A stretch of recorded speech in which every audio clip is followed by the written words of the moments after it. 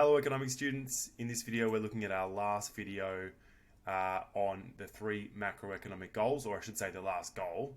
The last goal is the goal of low and stable inflation. Now we used to just call it low inflation, so if you ever see low inflation it means the same thing. This year in the new study design we've just added this extra word to provide more clarity, which is that it needs to be low but also stable.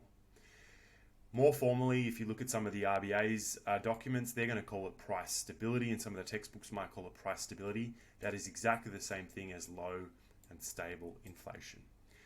Now, you might recall that low inflation or low and stable inflation has actually been part of our other two goals, right? Because we wanted to have strong growth, but also sustainable growth. So there's a bit of a trade-off between inflation and growth.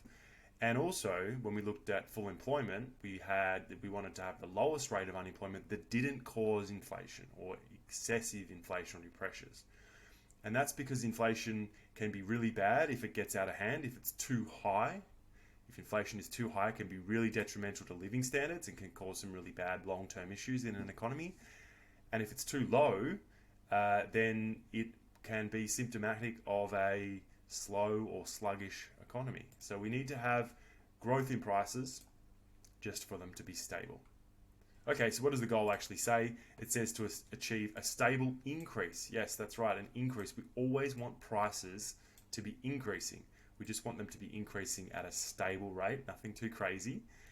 What kind of prices are we looking at? We're looking at general or average prices, so that's the price of 100,000 goods and services.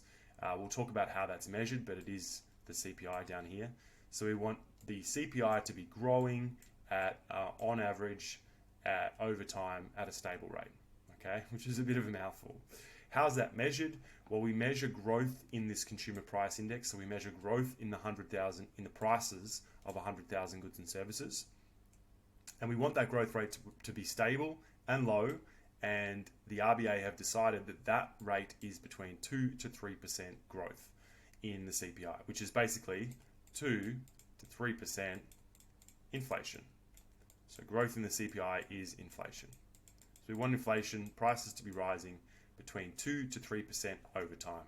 Now, just quickly, if we had our 2 to 3% band here, which is not a very good drawing, but if we have 2 to 3% here and we have prices increase for a little bit and decrease and increase, or at least inflation increase, decrease, and then in the band, on average over time, if it's around 2 to 3%, the RBA is happy. We're not too concerned with one-off spikes, provided that they're just one-off spikes. We really want it to be stable over time. Okay, that's the goal of a low and stable inflation. We do a lot more unpacking in the next few videos. I'll see you then.